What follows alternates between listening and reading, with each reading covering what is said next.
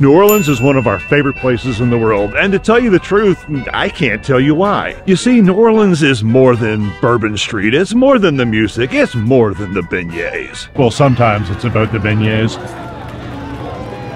Hi, I'm Rick. Welcome back to the journey. We are spending a couple days down here in New Orleans, and honestly, there's going to be no prefabricated crisis. There's no drama in this story. It's just a series of, well, assuming I don't get hit by a car, a series of really fortunate events. Right. The Corner Oyster House is where we need to go. When you come to New Orleans, you got to go to the Corner Oyster House. It is sitting right at Jackson Square, kind of near the water, and they have lots of good food, I suppose, but the one thing we get here every single time is the best char-grilled oysters ever. And trust me, they ain't lying.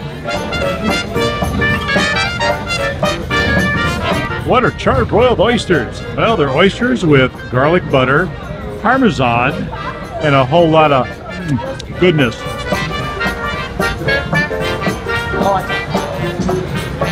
Get here, remember?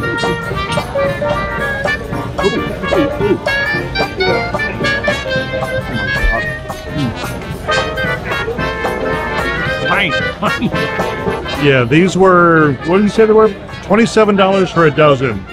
Highly worth every single penny. I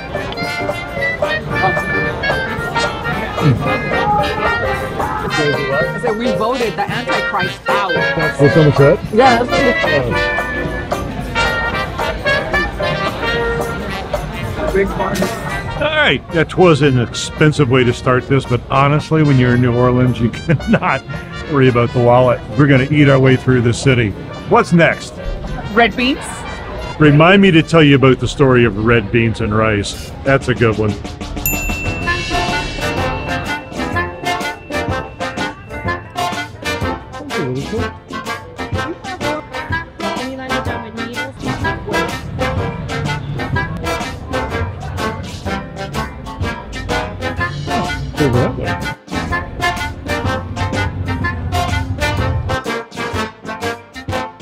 Have you ever been to a place that as soon as you just start walking around, your shoulders start coming down, you start going, ah, that's New Orleans.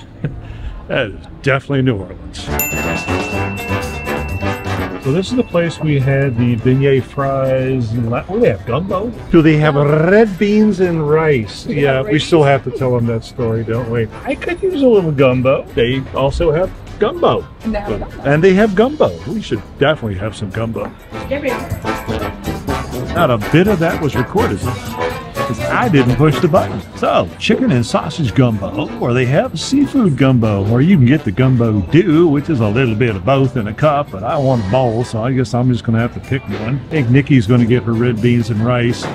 I'm just going to milk that through the entire video until I tell you at the end. The red beans. Hi, how are you? How are you? Thank you. I'm Lena. I'll be your server today. That's Lena. She's going to be our server. Hi, how are you? Say that again. No, I'm not saying that again.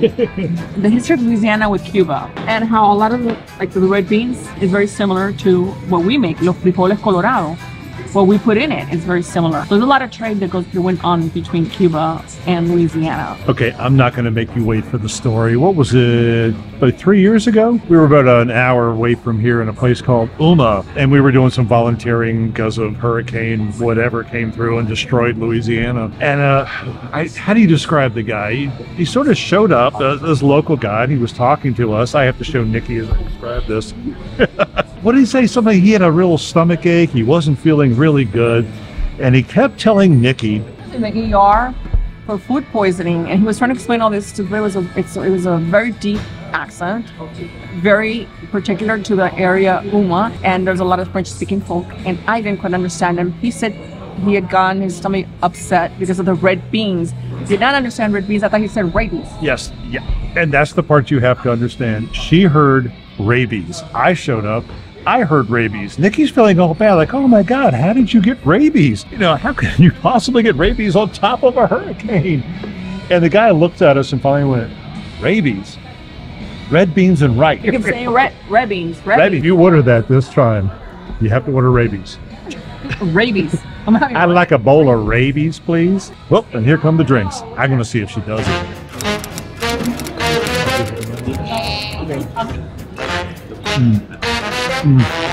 have your frijoles colorado. Oh, Right? that is sausage and chicken gumbo. Oh, okay. Let's do it. Oh, yes.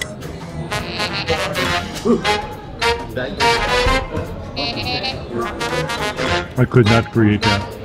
It is so good.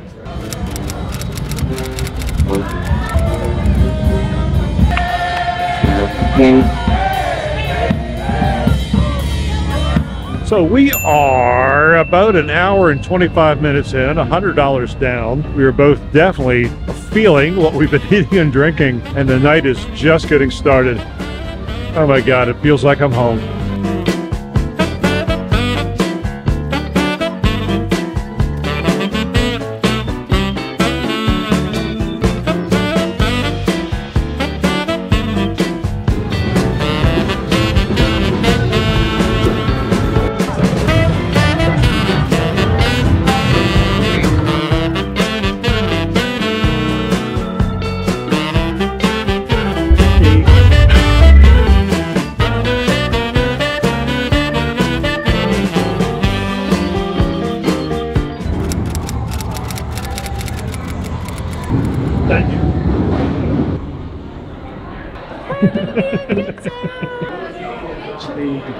All right, public service tip. If you're ever in New Orleans and really have to pay, this is where you have to go. Hey, how you doing? Hey. Yeah, apparently they got public bathrooms. You got to wait for the cleaning to get done, but oh, thank God they have public bathrooms. Anyway, what I was just telling you before I realized I hadn't pushed the record button was this cookbook you see before you is called Treme. Now there is a show, TV, I don't know what you call it. It's on HBO. I think it's on Hulu and YouTube and other places. It is all, you can't even see me. Well, you can listen to me. It is all about Katrina and New Orleans and people. And it is an incredible show to watch. It's one of those you go, why can't they make 10 more seasons? It's getting dark. We are heading down to light and, well... Are you recording right now? I will be. Oh. Well, we kind of are.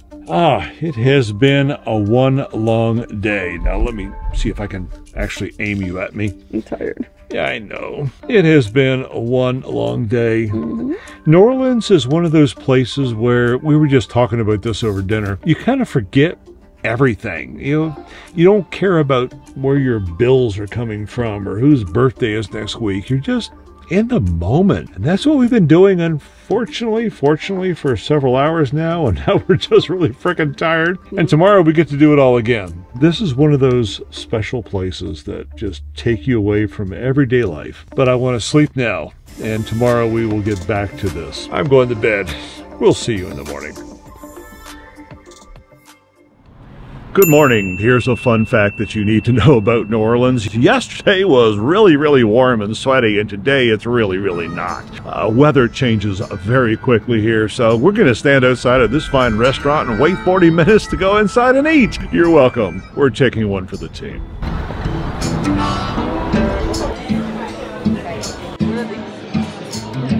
It's kind of phallic. It's also a little full. Ooh. Okay, this breakfast, while not a New Orleans specialty, is very, very southern. You got your fried chicken, you got your waffles, and I always throw in a little egg. Now, typically it comes with syrup. I like it with sausage gravy because I'm a heathen.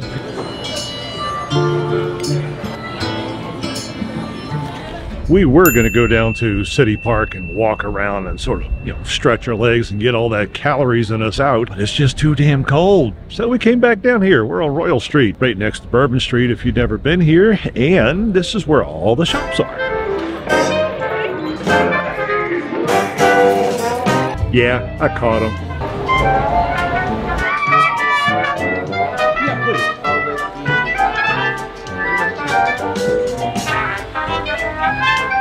Apparently, we're in Vampire Central, and we're going to get a tour of, well, the vampires. Do we have, like, garlic collars we need to wear or something? You like vampires? She wants to be bitten. Yes.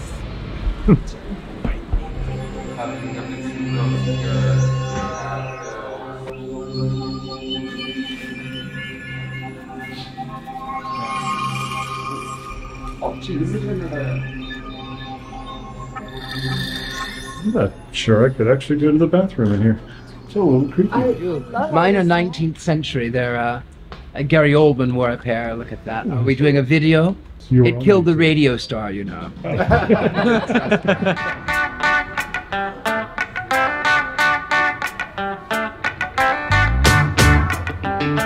I got my BB.